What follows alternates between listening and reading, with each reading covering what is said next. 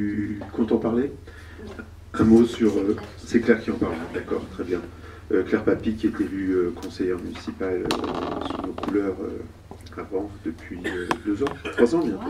Bientôt 3 ans, oui, à moitié.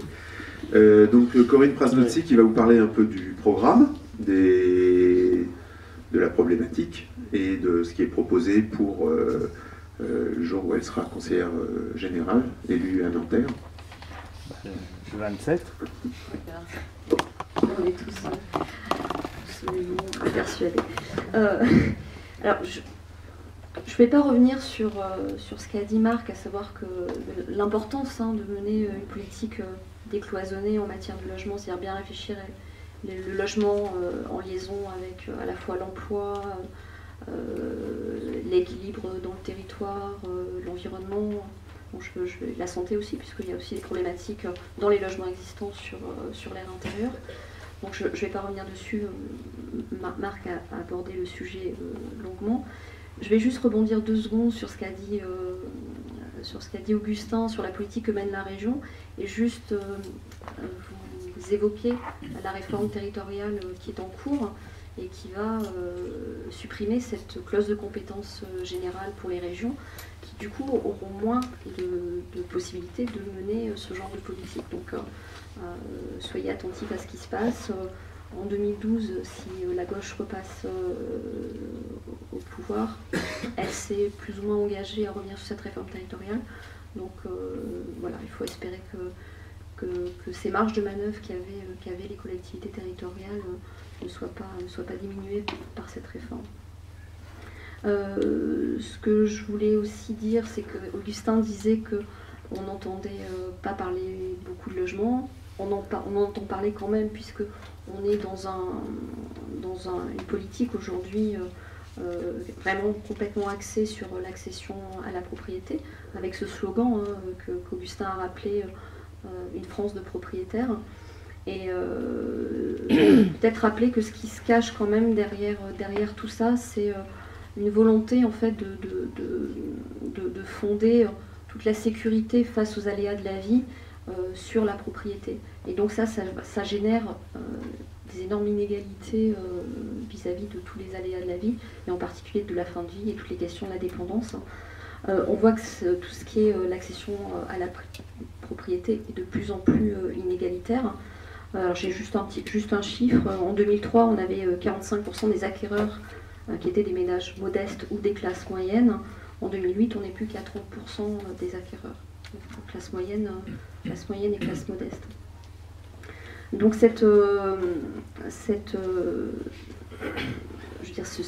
idéal d'une France de propriétaires, faut bien voir ce qui se cache derrière, et voir que ça cache une volonté quand même de désengagement vis-à-vis de la solidarité nationale. Et on voit bien que ça va amener trois niveaux de protection, à savoir un niveau sécuritaire maximum pour les gens qui effectivement ont un patrimoine important immobilier, une sécurité plus fragile pour les gens qui ont juste leur résidence principale et qui pourraient amener en fait à quelque part à dépenser cette résidence, à vendre cette résidence pour pouvoir payer plus tard à la fois l'allongement de la durée de vie et puis tout ce qu'il peut y avoir derrière en termes de coûts quand on arrive dans des situations de dépendance. Et puis plus du tout de sécurité pour les gens qui seront locataires, puisque la solidarité nationale ne marchera plus beaucoup derrière. Donc voilà, c'est le point supplémentaire que je voulais aborder. Au niveau du programme pour les cantonales, donc le programme, c'est un programme qu'on a co-construit avec l'ensemble des candidats et avec Vincent Gazeille, qui est le seul représentant écologiste au niveau du Conseil général des Hauts-de-Seine. Et c'est vrai que le logement, ça a été un point important du programme. C'est clairement une priorité absolue du programme, à la fois sur le soutien à tout ce qui est habitat social diffus, encore une fois pour les questions de mixité sociale qui sont importantes. Augustin l'a rappelé, mais c'est vrai que les gens qui font vivre la ville et qui sont utiles pour la ville, à savoir les infirmiers, les aides-soignants, les instituteurs, enfin tous ces gens-là ont de plus en plus de mal à se loger. Donc d'où l'intérêt quand même d'avoir un parc, une offre locative qui soit équilibrée, et c'est pas du tout le cas. On vous a fait un joli panneau, hein, alors là c'est pas des locations, c'est plutôt des constructions à vendre. Et quand on voit le prix maintenant, aujourd'hui, à vendre des logements, on voit bien que on écarte toute une catégorie de la population à vendre. Donc on a fait un certain nombre de propositions dans le programme. On a aussi la volonté de soutenir tout ce qui était habitat, toutes les initiatives d'habitat un peu différentes aussi, à savoir les initiatives d'habitat collectif, tout ce qui est pension de famille. Alors pension de famille au sens...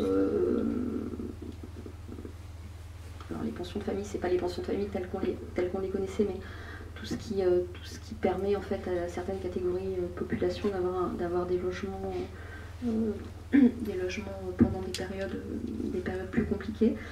Voilà, il y a tout un travail aussi autour du logement étudiant, mais ça je vais laisser Héloïse en parler.